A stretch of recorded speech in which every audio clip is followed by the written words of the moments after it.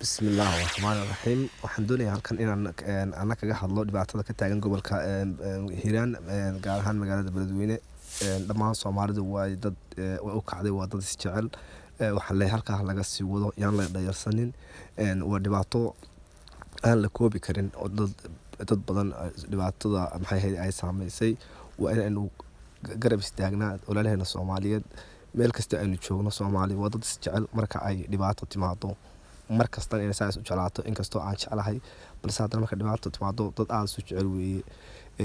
Dhibaatada imika taagan waa in aan la dhayalsan ee loo kaco. Qof kastaaba wuxuu uu tari karo $1 ha noqoto, $0.5 ha noqoto, 0.25 ha noqoto, wax allaala wixii uu kari karo inuu kaga qayb galo.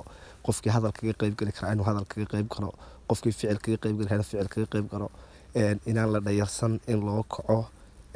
Maanta haddii ay gobolkaas saameysay, laga yaabaa beri in ay gobol kale ama gobolka aad ka soo jeedo ay saameyso.